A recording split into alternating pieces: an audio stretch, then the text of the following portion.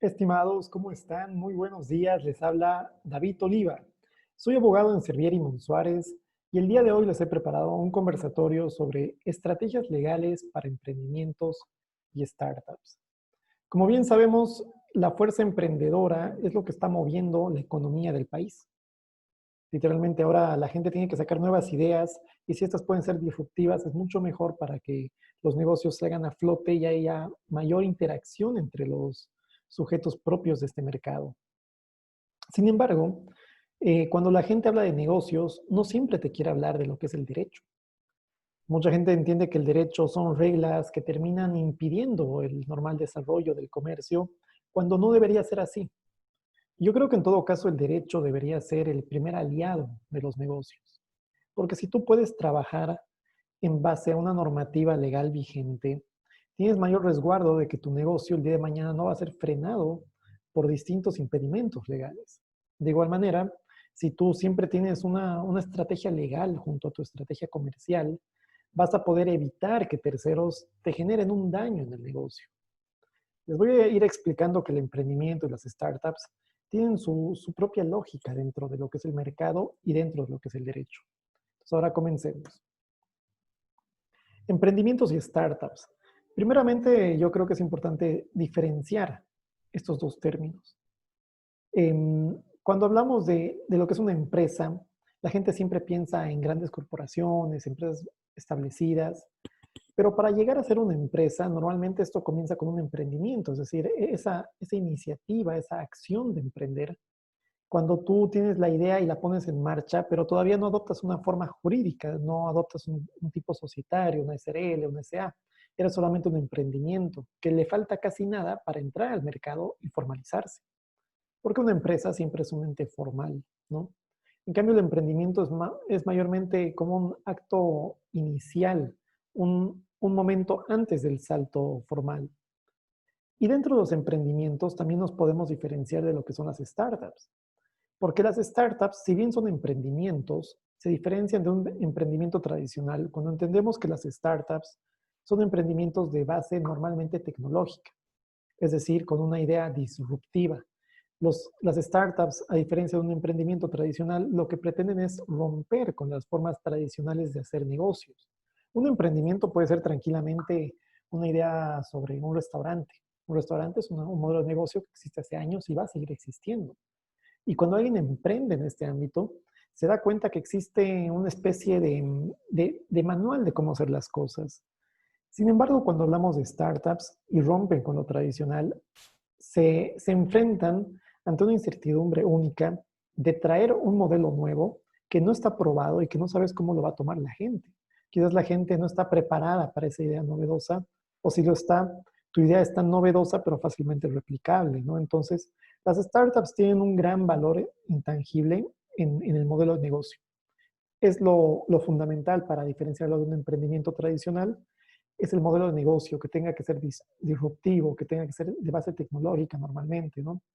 Entonces, bueno, para llegar a ser empresa, que es algo que eventualmente los emprendimientos llegan a ser, em, tienen que conocerse como emprendimiento o como startup en caso de ser novedoso. Y dentro de este ciclo inicial es donde voy a comenzar a hablar un poco de las estrategias legales, tanto para proteger tus recursos como para innovar dentro de un marco legal vigente. Ideas. Las ideas son la materia prima de los emprendimientos. Realmente un emprendimiento que tenga una muy buena idea hace que el emprendimiento sea más atractivo y con una buena idea tú puedes conseguir fácilmente un buen inversor o socios o gente que crea en la idea. La idea es fundamental. Las ideas son difíciles de pensar, pero fáciles de robar. Si bien la idea es materia prima, al mismo tiempo está muy desprotegida. Y pasa que las ideas son de la humanidad. Más allá de que tú tengas una muy buena idea, las ideas no siempre son reconocidas como un derecho registrable. Porque una idea, por ejemplo, si yo tengo la idea de que el ser humano puede desplazarse en un automotor, no podría yo monopolizar esta idea y evitar que todos los demás seres humanos puedan adquirir o comprar o construir un automóvil. ¿Se dan cuenta?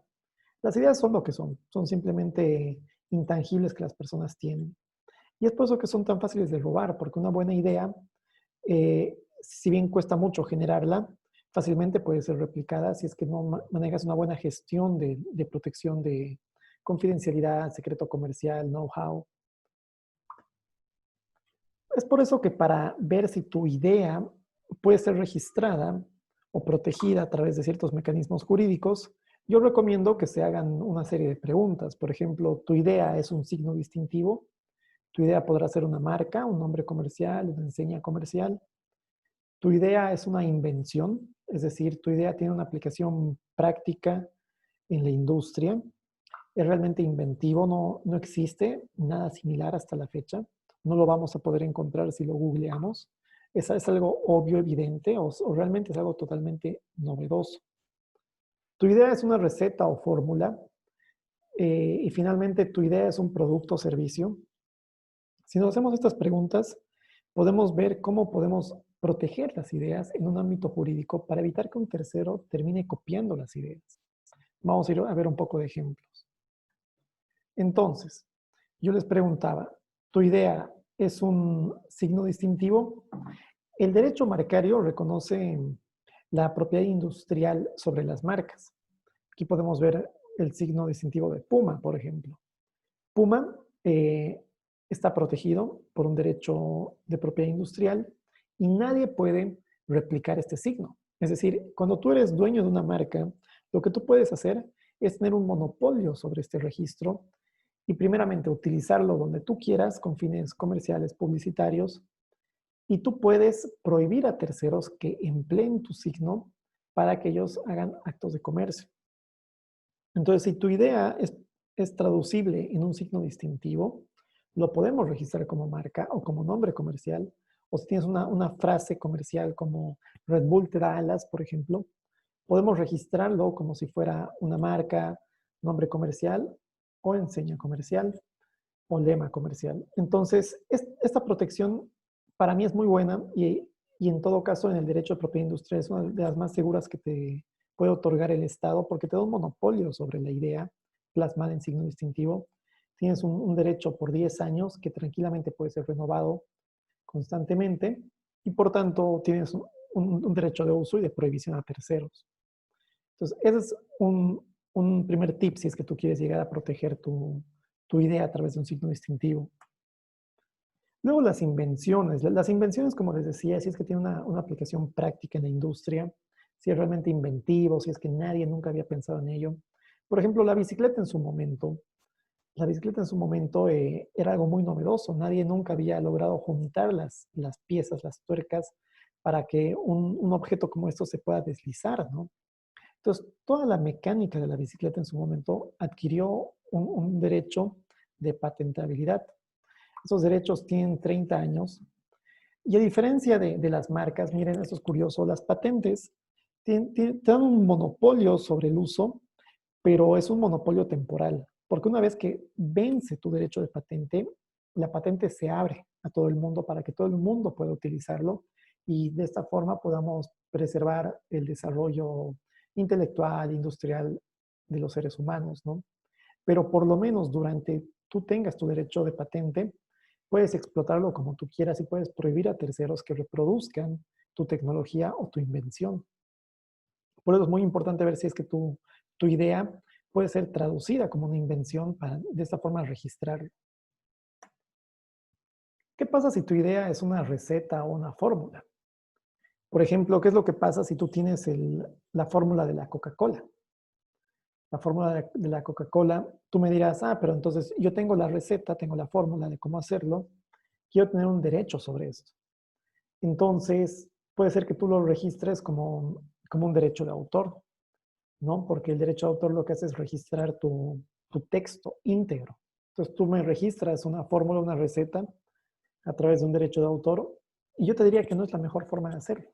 De hecho, yo nunca recomiendo a la gente que tenga un derecho de autor sobre las recetas. ¿Por qué? Porque el derecho de autor es un registro público. Entonces, cuando tú lo registras, toda la gente tiene acceso a él. Eso por un lado. Por otro lado, el derecho de autor tiene un plazo de duración y de protección. Pasado el plazo, se libera y el derecho de autor pasa a ser dominio público. como son todos los cuentos de los escritores que mueren, ¿no? Tienen 50 años hasta después de la muerte. Una vez vencido este plazo, pasa a ser propiedad de todos. Y aunque la receta no esté protegida eh, con un derecho de autor, mira, si tú lo pones en un derecho de autor, al ser público, cualquier persona lo puede reproducir. Y el derecho de autor lo que realmente te garantiza es que nadie pueda copiar el texto y reproducir el texto, más no te da una protección para que tú no puedas elaborar la receta del texto. Es decir, la receta de Coca-Cola es poner en agua, azúcar y muchos colores, si quieren, ¿no? Entonces, eso es lo que me dice la receta. Y el derecho de autor me impide a mí, como tercero, que yo pueda escribir este mismo texto en otro libro y lo venda, porque eso ya se entendería como un plagio, como una vulneración de derechos de autor. Entonces, yo no puedo copiar el texto y pegarlo. Pero el derecho de autor no me impide a que yo lea esto y que yo pueda producir mi propia Coca-Cola en mi casa o que la comercialice, ¿no? Porque si yo leo esto, tengo toda la libertad del mundo para hacerlo eh, como producto. El derecho de autor protege las letras, la secuencia de las letras, para que nadie más las pueda escribir, no para que las reproduzca. Sino caso contrario, la gente que leía estos libros antiguos de los viajes de Gulliver y demás, no podría haberse basado en esas ideas para crear todo el desarrollo tecnológico que tenemos hoy en día, ¿no? Entonces, justamente para una idea o receta de fórmulas, lo que yo recomiendo siempre es que nos vayamos por un secreto comercial. Yo prefiero que la gente, cuando tenga ideas y recetas de fórmulas, lo que haga es guardárselo, que no lo registre, que lo proteja con un secreto comercial. Y tú lo proteges a través de contratos privados entre partes. Tú lo que puedes hacer con tus empleados es decirles, ustedes me firman este documento de confidencialidad donde dicen que ustedes van a poder recibir estas recetas para producir la hamburguesa, el refresco, pero tienen prohibido compartirlo con terceros. Lo mismo con sus socios, ¿no? Tienes un documento de confidencialidad, generas un secreto comercial que está reconocido en nuestra normativa y de esta forma evitas que ellos puedan reproducir tus recetas con terceros, que las compartan, que las modifiquen. Esa es la única forma en cómo yo puedo generar cierta garantía de protección sobre una idea que es fácilmente copiable, ¿no? A ver, pero tampoco te va a salvar de lo que es una ingeniería inversa, ¿no? Ok, yo me compro tu hamburguesa, voy a mi casa, quito el pan, veo qué tipo de verduras le pones, veo el tipo de cocción, veo qué tipo de sal le echas. Entonces, se puede hacer, ¿no?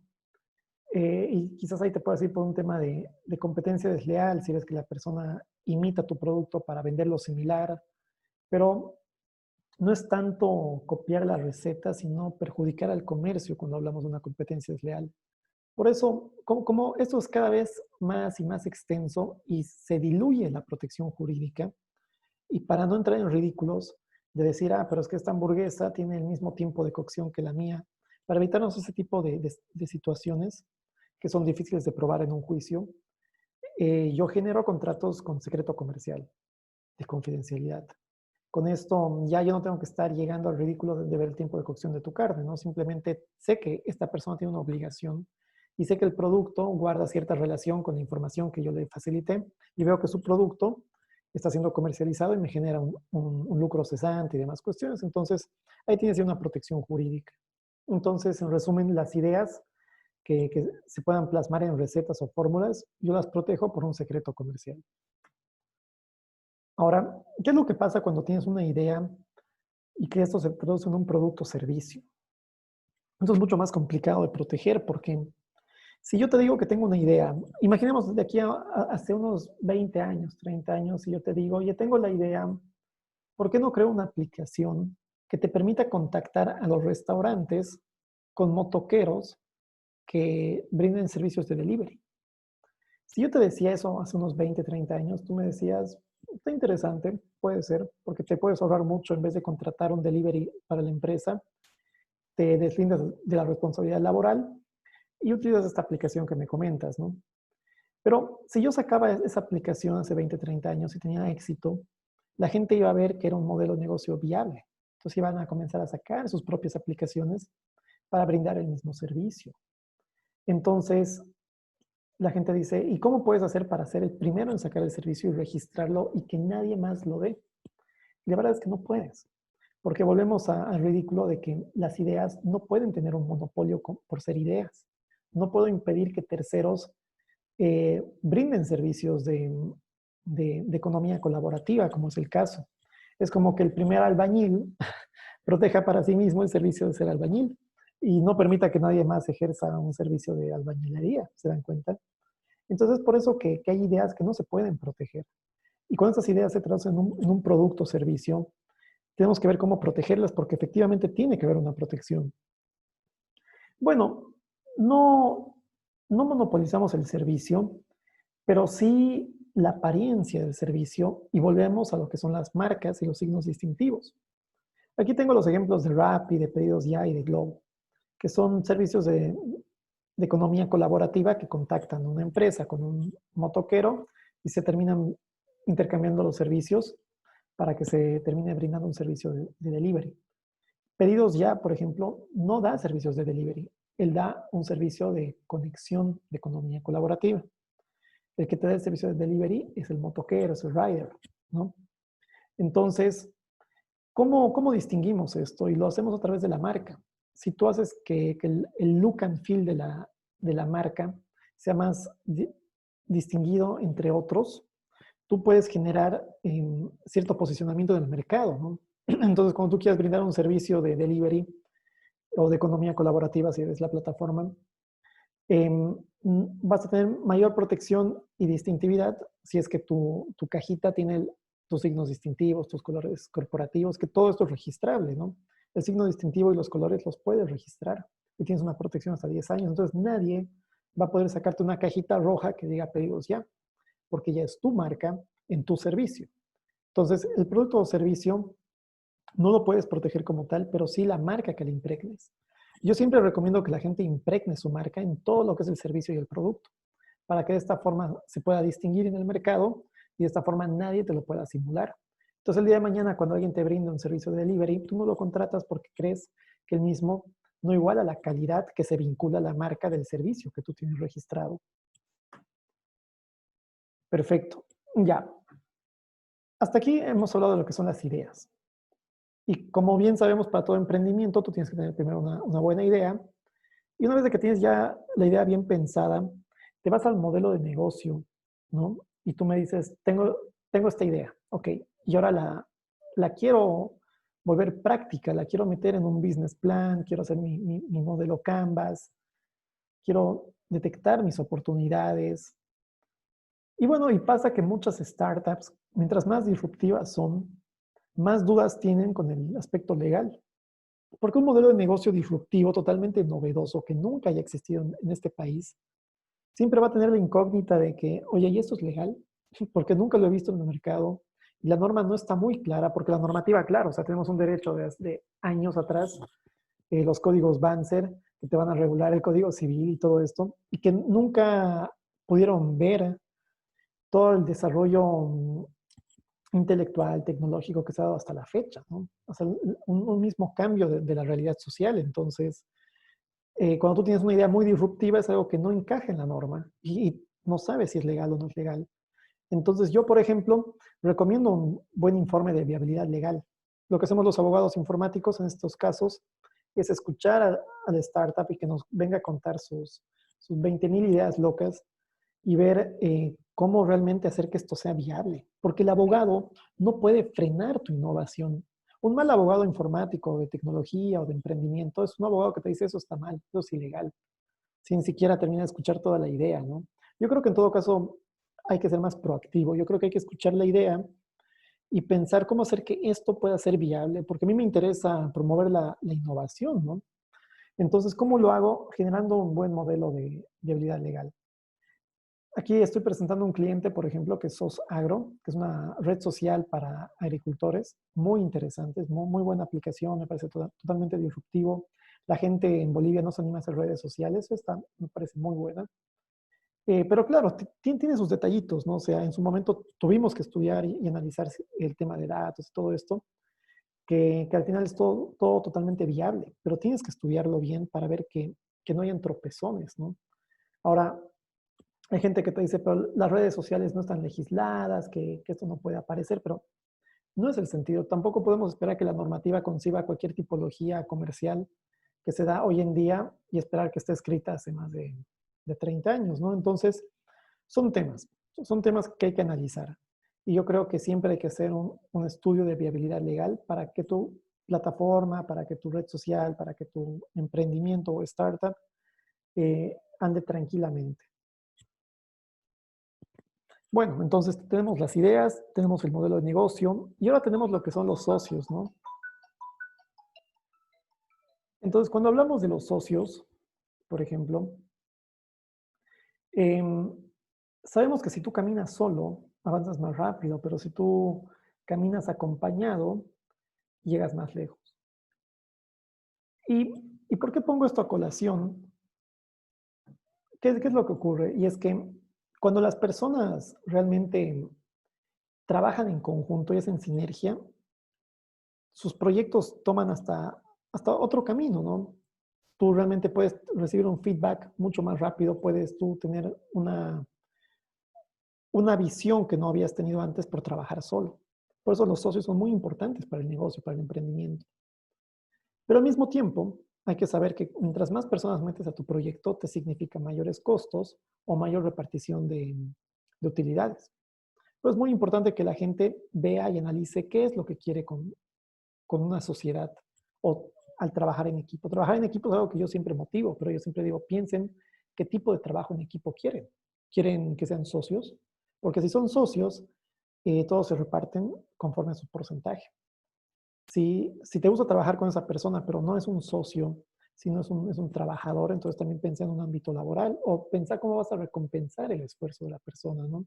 Pero tienes que tú ya tenerlo claro para que el día de mañana no tengas un conflicto con esa persona, no hayas firmado ningún documento y la persona te diga, ah, pero la marca que no está registrada es tanto tuya como mía. Claro, porque ambos hemos trabajado desde el día cero hasta la fecha.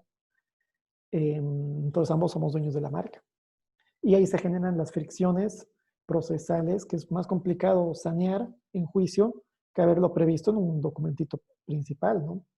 Yo sé que la gente muchas veces no tiene el dinero para constituir una SRL, pero hay otros remedios jurídicos, como hacer un acuerdo, un compromiso de sociedad, en el que las personas, mientras dure el emprendimiento, se comprometen a trabajar, a prestar, a dividirse tales intangibles y se comprometen a generar un tipo societario dentro de un año, 6 meses, que será una SRL y ella ya es un compromiso a futuro para hacer una sociedad estructurada conforme al Código de Comercio. Te sale mucho más barato que una SRL mientras no tienes la plata, ¿no? Porque un emprendimiento no siempre cuenta con el dinero. Cuando es una empresa, claro que ya tiene sus flujos de ingreso y salida y ya puede costearse esos trámites legales que son muy necesarios. Bueno, y si no son tus socios, también puedes tener una alianza estratégica que también se formaliza como un contrato. Y aquí en Santa Cruz estamos viendo una economía cada vez más colaborativa en la que la gente cambia la forma de hacer negocios y estamos volviendo a lo básico, ¿no? De la venta al trueque. Ahora la gente hace mucho intercambio de servicios y está súper bien. Yo creo que es una buena forma de, de tener el servicio para potenciarte y no gastar mucho en ello, ¿no? Pero todo esto del trueque de servicios tiene que ser medido porque del trueque tampoco se puede vivir, ¿no? Pero bueno, son cuestiones que se pueden ir redactando en contratos y estableciendo dónde hay un ganar-ganar y que no sea necesariamente perder-perder, ¿no? Pero es algo que se tiene que ir conversando y yo lo recomiendo. Yo siempre recomiendo tener todo por escrito, tener contratos bien elaborados para evitar futuros conflictos entre socios o aliados estratégicos. Y finalmente los datos. Eh, yo creo que hoy en día con todo esto del Internet, más ahora con los webinars que se están dando, los datos tienen un gran valor, ¿ya? Porque los datos te van a permitir perfilar quiénes son tus consumidores, usuarios finales, van a poder ver la interacción de la gente con tu producto. Los datos tienen un gran valor. Y, y los datos como tal tienen un derecho, ¿no? O sea, hay un derecho sobre la creación de bases de datos y tú tienes un derecho de autor sobre la creación de esta base de datos. Entonces, nadie podría copiar tu base de datos porque tú tienes un derecho de autor sobre la misma, no sobre la información inserta, sino la estructura de la base de datos. Por eso yo siempre recomiendo que la gente tenga una buena base de datos con buenos algoritmos y variables, ¿no? No simplemente ponerte nombre y apellido, sino hacerlo más novedoso, más distinguido. Y bueno, y finalmente los datos son susceptibles de compra y venta. Si tú tienes una buena política de privacidad y protección de datos, entonces tú vas a poder comercializar tranquilamente con esto. Solamente si es que tú adviertes al consumidor cuál es el uso que le vas a dar a la información. Si tú no adviertes nada y el día de mañana estás vendiendo bases de datos, estás sujeto a una sanción, te pueden iniciar una acción de habeas data, ¿no? Por eso yo siempre recomiendo a la gente que tome precauciones, que genere políticas de privacidad, que informe todo al usuario y tenga una estrategia de monetización de datos. Entonces, básicamente eso sería todo, estimados. Espero que les haya gustado la conferencia. Me interesa mucho que la gente pueda emprender, que tenga todas las garras para innovar, pero que siempre lo haga con una buena mentalidad de hacerlo todo legal. Porque el derecho para mí es más una ventaja que una desventaja. Con el derecho tienes buena publicidad, tienes seguridad, la gente confía en ti, eres más transparente. Y bueno, y un buen derecho informático de nuevas tecnologías también te permite tener mayor orientación al negocio digital, por ejemplo, el tema de los datos, que me parece interesante que muy poca gente está monetizando, ¿no? Pero bueno, sin nada más que acotar, mi nombre es David Oliva y espero les haya gustado esta conferencia. Que estén muy bien.